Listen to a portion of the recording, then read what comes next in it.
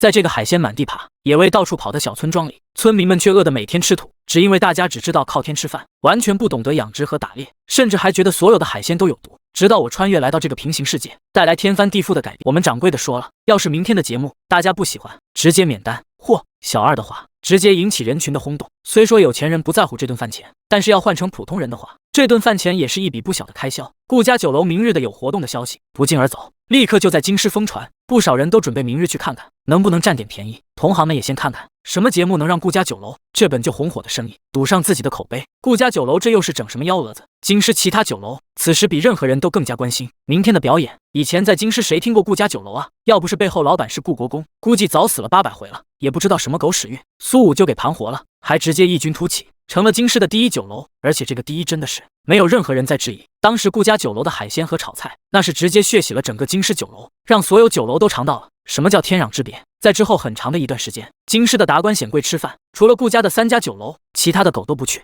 没办法，其他酒楼只能纷纷效仿，研究起了海鲜料理，还有炒菜。这也直接影响了牛家镇的海鲜生意，几乎是每天都有船只往京师运送海鲜。虽然味道和花样比不上顾家酒楼，但是也不至于一点生意没有。翌日早朝，顾国公，听说你家酒楼又有新花样，咱们这么多年同僚，不如你透个底。就是，昨日我家那个不成器的东西，自己没预约上，回家拿下人撒气，没出息的东西。京师最喜欢凑热闹的人，当然就是这些权贵二代。但是说书人就只有一个，酒楼也只有固定数量的桌子，在茫茫人海中能预约上今天的顾家酒楼，简直就如同中彩票一样。诸位，这个酒楼的事情我从来不插手，都是家中内侄在管理，我也实在是不知道啊。顾新远没有撒谎，他确实不知道，因为顾长卿觉得这并不是什么大事情，根本用不着劳烦家主。当真不知道？当真？嗨，白瞎！见顾新远不像是说谎，大家顿时作鸟兽散。顾国公，陛下有请。正准备离去的顾新远，突然又被太监叫住。当太监带着顾新远来到后殿的时候，李天成已经穿好一身便服，等候多时了。陛下，这时你陪朕出去转转。诺。李天成年轻些的时候，经常爱微服私访，到处转转，但是随着年龄的增加，现在已经很少出宫了。今天也不知道是什么让他心血来潮。陛下，咱们去哪？听说你家酒楼今天有新节目，咱们去看看。李天成看似询问，实际上了解他的人都知道，李天成已经确定了目标了。询问也不过是走个过场，臣也不是很清楚。今天倒是听同僚们在说，我说你怎么也不关心一下家中产业。顾新远此刻心里已经1万只草泥马跑过去了。朝廷不是明文规定为官者不允许经商吗？陛下，你这是啥意思？让我带头违反规定吗？新远，你知道你家酒楼的节目是什么吗？自己酒楼的节目，自己这个老板一点都不知道。但是李天成这个皇帝却是一脸神秘的看着顾新远，臣实在不知。顾新远知道皇帝一定是因为这个神秘节目去的，现在弄得他自己都心痒痒了。到底是什么样的节目能让皇帝都不惜微服私访去看？朕知道。嘿嘿，李天成一副果然如此的表情，此时正洋洋得意地看着顾新远。陛下到底是啥节目？说的臣都心痒痒了。说书。顾新远确定自己耳朵没有出问题，皇帝刚才说的就是2个字，说书。千呼万唤的节目居然是说书，他脑中已经出现了中午店铺被人掀翻的场景了。说书这个节目平时都是卖苦力的底层百姓和小孩，闲着没事在街头打发时间的有钱人都是看戏，根本不会去看这干巴巴的说书，内容无趣，既不生动也不能让人同情。虽然顾新远平日里并不怎么管酒楼生意，但是他也知道自己酒楼的生意绝对是在京师排第一，但是现在却因为一个什么乱七八糟的说书节目，马上就要毁于一旦了。顾家酒楼，顾新远和李天成还在马车上，就听见了外面的吵吵声，还挺熟悉。鲁达，你在干嘛？果然，下了马车就看见鲁达正在怒骂着酒楼的工作人员。哟，大哥、二哥，鲁达差点就说漏了嘴，你为何骂我家下人？嘿嘿，哪有的事儿，我就是和他友好交流一下，问他有没有问题，他说没有，我就让他帮我想想办法。鲁达舔着个脸贱兮兮地说道。爷，顾长卿此刻也是听到争吵出来了，结果一出来就看见了陛下和自己老爷，还有鲁国公。没想到一个说书，居然还惊动了大老板。饶是见过不少达官显贵的顾长卿，也不由得有些发怵，都知道皇帝穿着便服出现在这里，那肯定就是微服，所以都不敢暴露。还有位置吗？爷来了。自然是有，上面有个包间，专门长期给爷留着。走。李天成满意地点了点头，带头在前面。说书是怎么回事？阿爷都知道了，那都是苏武弄的，可不管我的事儿。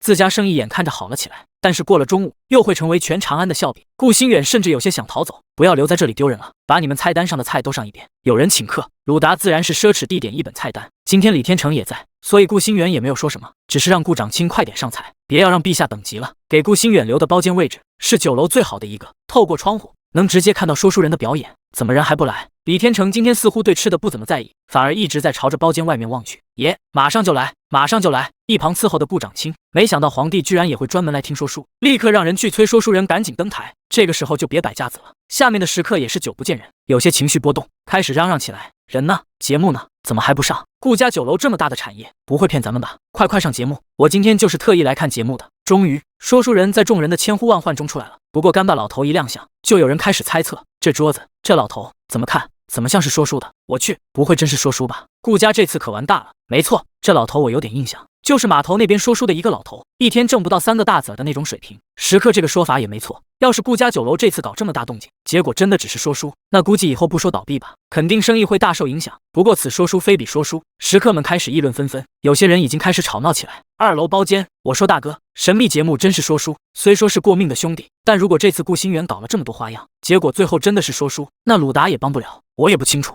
应该是吧。顾心远此时脸色已经有些难看了，他这一辈子行事光明磊落，从来没有今天这么骚得慌。鲁达，放心，这说书的一定不会让你失望的。就在整个包间都陷入尴尬氛围中的时候，开口解围的居然是李天成。陛下你咋知道？鲁达疑惑了看向李天成，我前2天听过。什么？陛下听过？雪儿正好在苏武那，觉得说书的讲得不错，就带到宫里给我和皇后解闷儿。我还是不信这说书能有多精彩。即便是有李天成在一旁为说书证明，鲁达还是不相信这说书能有多精彩。李天成也没有多解释，他知道眼前这些人一会儿全都会被自己现在的言论狠狠打脸。啪！惊堂木的轰然响起，让吵闹的现场骤然安静下来。众人都齐刷刷地看向干巴老头，心想这老头难道还分不清形势吗？诗曰：混沌未分天地乱，茫茫渺渺无人见。自从盘古破鸿蒙，开辟从兹清浊变，负载群生养智人，发明万物皆成善。欲知造化会元功，须看西游释厄传。今天给大家讲一个《西游记》的故事。西游记什么意思？书名都这么奇奇怪怪的，怪不得说书会没落。众人不太明白书名《西游记》到底是什么意思。盖闻天地之数，有129600岁为一元，将一元分为12回，赶盘古开辟，三皇治世，5帝定伦。这是说神仙妖怪的故事。说到神仙妖怪，大家的兴趣点又被慢慢提上来了一些。毕竟封建社会本身就比较盛行妖魔鬼怪之类的故事和传闻。那猴在山中却会行走跳跃，食草木，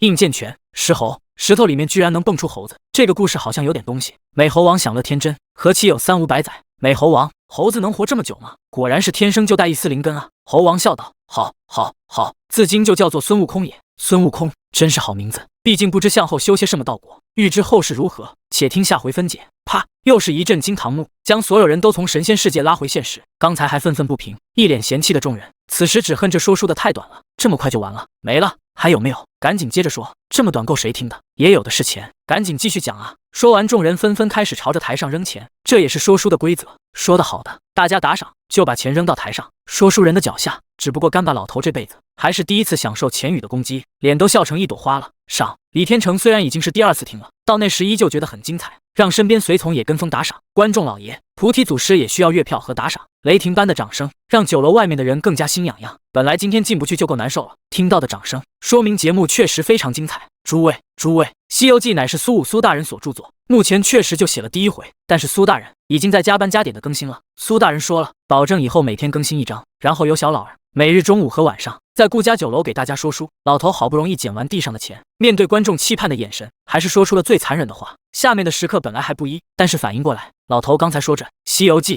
是苏武所著，就立马收起了情绪。苏武是谁？愣头青一个，今是谁敢惹？明日就明日吧，我明天一早就叫家里下人来排队。好主意，我也叫家里下人来排队。食客散场后，外面的人纷纷拦阻询问起来：张兄，你怎么在里面？里面节目真的如此精彩哟？这不是李兄吗？我可给你说，叹为观止，叹为观止啊！没想到说书居然能这么精彩。什么？你说节目是说书？是啊，不过可不是你平时听的那种说书。西游记，你知不知道？西啥？美猴王、孙悟空？嗨，说了你也不懂。哎，朱兄，刚才你也在里面，你觉得孙悟空算什么级别的妖怪？听过的人纷纷相互讨论起剧情，而没有听过的人心里的好奇心已经被快要突破天际了。第2天，天还微微亮的时候，小二哥刚抽开一块门板，就被门外的景象给吓得连连后退。顾家酒楼外面不知何时已经排起了长龙，一眼望不到队伍的尾巴在哪里。西游记的爆火再次让顾家酒楼登上了一个台阶，现在顾家酒楼已经不是一个单纯吃饭的地方了，京师贵族迎来送往，请客吃饭绝对首选就是顾家酒楼。说书先生也成了京师炙手可热的人物，每当说书先生不在顾家酒楼说书的时间，就会被大户人家给请走，到家里面开专场。既然是被人请了去，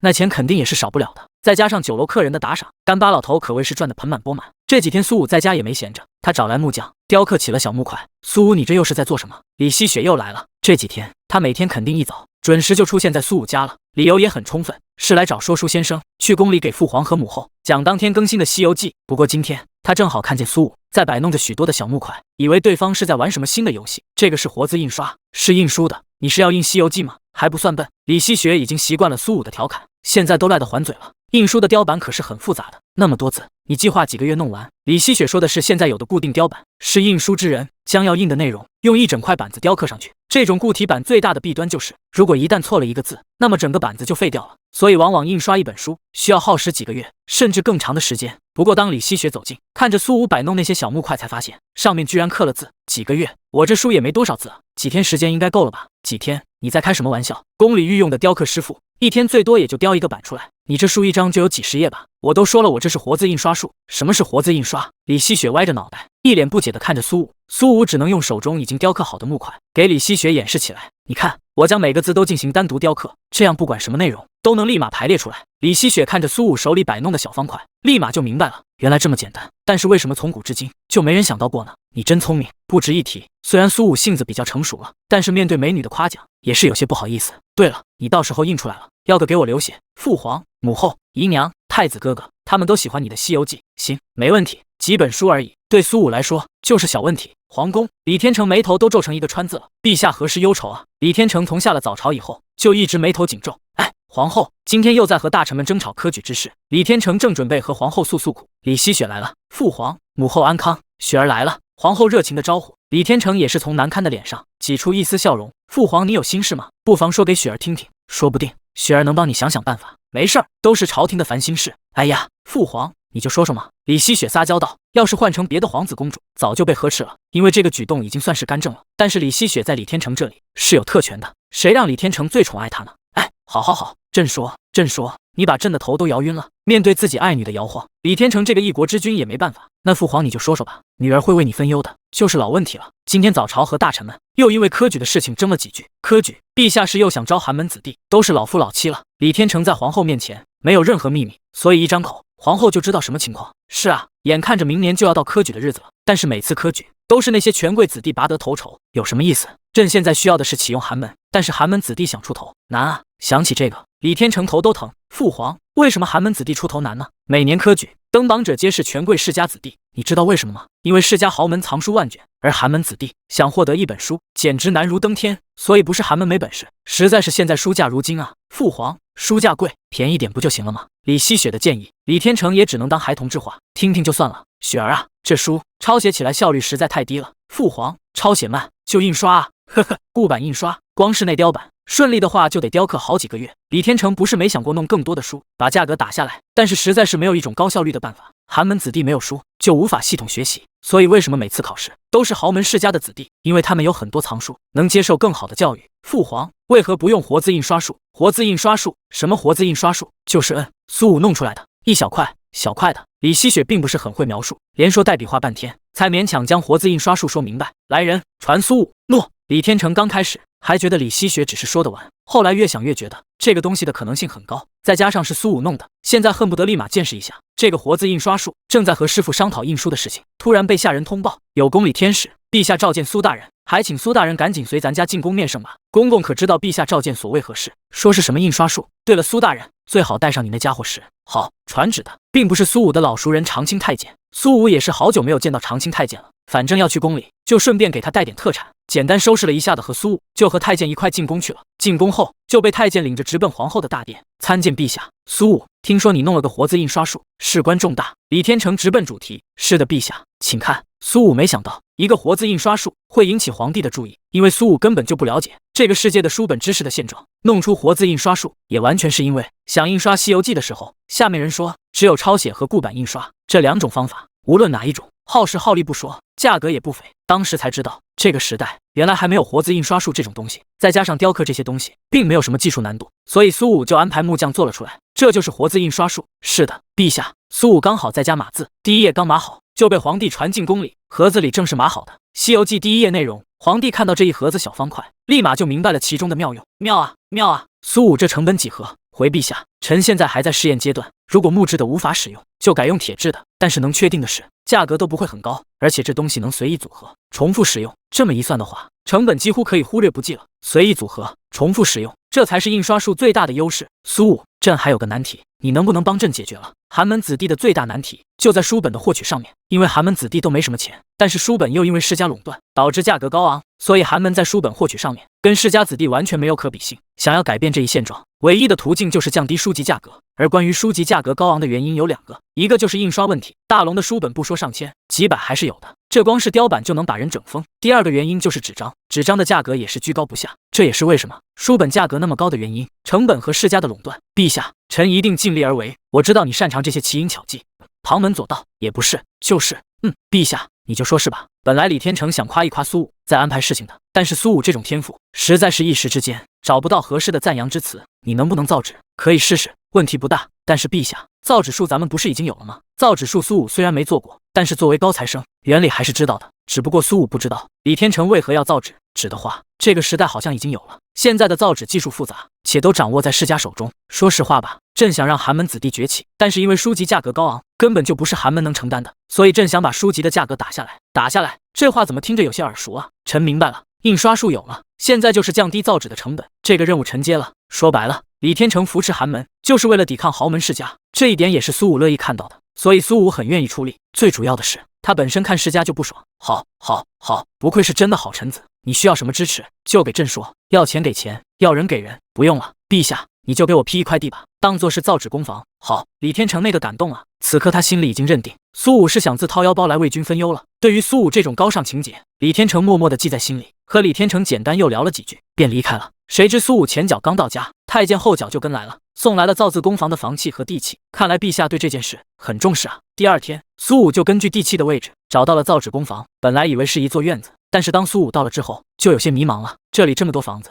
到底是哪一座？苏武转头问向身边的村长，回大人的话，根据昨天上官派下来的旨意，整座村子都是。操，整座村子都拿来当做造纸工坊，玩这么大，苏武还是低估了李天成的决心了。苏武暗想，看来得认真起来了。所有费用都由朝廷支付吗？是的，大人。那就好，准备笔墨。咱们现在要做的第一件事，就是将村子简单改造一下。造纸需要用到很多池子和水源，虽然村子面积大，但说实话，现在这个条件并不合适。不过好在造纸并不需要什么高端精密的仪器，硬件稍作修改就行了。很快施工队就进驻村子，施工进度再次让苏武见识了李天成这次要印书的决心。仅仅3天就完完整整的按照苏武的意思整改完成了。那咱们就开始吧。造纸工坊的工人就是村子的百姓。这几天苏武也对村子有了一定的了解。这村子紧靠京师，但是和京师的繁华相比，这个村子却非常穷。倒不是村民懒惰，而是这个村地处一片山林之中，根本就没有多少可耕种的土地。平日村民零散的种点薄田，你去年轻人就去林子里去打猎，贴补家里生活。这个村子也是当地官府老大难的贫困村了。这个时代，百姓除了种地，几乎很少有别的谋生手段，所以官府也是爱莫能助。不过刚好遇到苏武要建造工坊，皇帝降旨下面官员选出一大片地方给苏武做工坊，官员们立马就想到了这里。毕竟地方官员很多考核指标是和村子的富裕程度有很大的关系。本来官员们只是想摆脱这个贫穷的小村子，但是谁都没想到，后面这个村子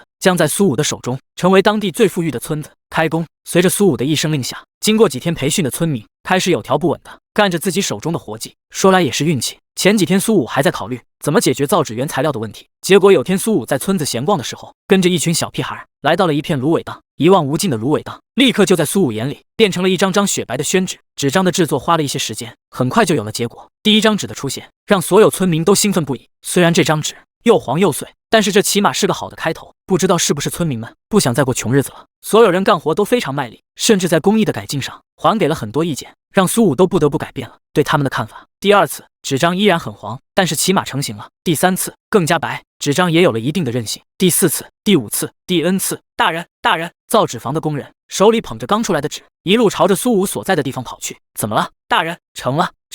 苏武的办公室外面围满了百姓，都满脸兴奋之色。大人，咱们是不是可以开始正式造纸了？苏武接过纸张，试了试手感，虽然和前世的宣纸还有些差距，但是比起现在市面上的纸张，简直是好上太多了。可以，已经达到生产的标准了。明天咱们就正式生产吧。啊，太好了！最终听到想要的答案，村民们非常开心。纸张的成功也代表了村子也即将摆脱贫穷。太好了，苏武，你果然不负朕的所望。这纸张比现在世家手里掌握的还要好上数倍。现在有了活字印刷术和纸张，寒门子弟有望了。哈哈，压在李天成心里多年的愿望，终于要达成了！恭喜陛下，贺喜陛下！皇后最清楚皇帝这些年心里的苦楚，也知道这一刻皇帝心里是多么的高兴。苏武当时守宫，正要重重的赏他。不过当李天成刚说完这句话，就后悔了。不是他不想赏赐苏武，而是苏武现在年纪轻轻，就已经位居高位，成为一方封疆大吏，爵位更是侯爵了。当初可是计划好了，将苏武留给下一任接班人，但是现在这个局面恐怕有些难啊。苏武的锋芒已经难以遮掩了，陛下可是在头疼如何封赏苏武，要不说是夫妻呢？皇后一看就知道自己夫君在想什么。是啊，苏武这种有大局观、有智慧的臣子，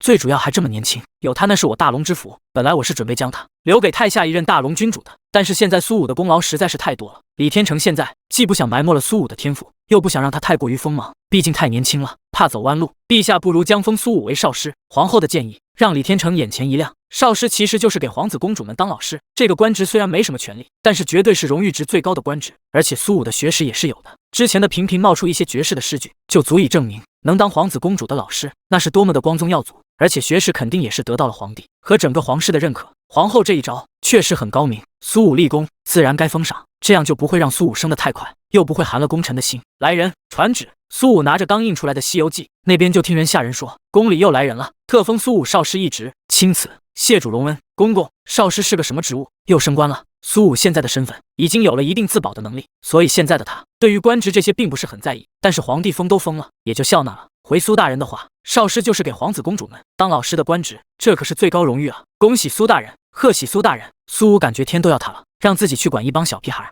疯了，简直疯了！公公，我能拒绝吗？我实在是觉得我能力不足以胜任这个岗位。传旨的太监听到苏武这话，吓得赶紧逃也似的离开了苏府。皇宫外面的世界归皇帝管，皇宫内的事情自然是皇后管辖。苏武最终还是没能逃脱这个职位。第一天进宫当差，自然要找皇后娘娘报道。臣苏武参见皇后娘娘。苏武免礼吧，谢皇后娘娘。苏武既是少师，就应该恪守本性，不可再任性而为。皇上将如此重要的位置交给你，你应该知道皇上的用意。我知道啥？我就知道我还年轻嘛，并不想担此重任。苏武虽然心里一直在默默反抗，但是嘴上却不敢说出来。多谢陛下和娘娘的信任，臣一定尽心尽力教导各位皇子和公主殿下。行，那就忙着吧。苏少师。皇后意味深长地看了苏武一眼，便下了逐客令。苏武在太监的带领下来到了课堂，里面大约有10来个孩子，有男有女。这些孩子有一个共同点，那就是这些孩子的年龄基本都在几岁，没有一个超过10岁的。少师来了，别说话。一个小胖子眼尖，看到了在门后驻足的苏武，立刻便给其他人报信。果然小胖子的话让其他人瞬间安静下来。苏武看了到这一幕，心想还不算太差，起码知道尊师重道。嗨嗨，故意咳嗽2声，然后走进课堂。我是你们新的少师，我叫苏武。苏武，好熟悉的名字啊！西游记是你写的吗？小胖子听到苏武的自我介绍，决然立马就想到最近火热的西游记。小胖子，你还听过西游记？那是西游记真是你写的？你可真厉害！西游记是什么？其他皇子公主就一脸茫然地看着两人，看来宫里的规矩是挺多的，这些年龄太小的根本就接触不到。小胖子，要不你给大家讲讲什么是西游记？哎，好嘞！一听到西游记，小胖子就来了精神，仿佛他就是孙悟空的化身。我给你们说，西游记是最近很火的话本，讲的是神仙大战。孙悟空是个很厉害的妖怪，后来当了神仙，然后又变回妖怪，然后又当了神仙。好吧，苏武认输了，本来准备接这个小胖子好好装一波，但是很显然他高估了这个小胖子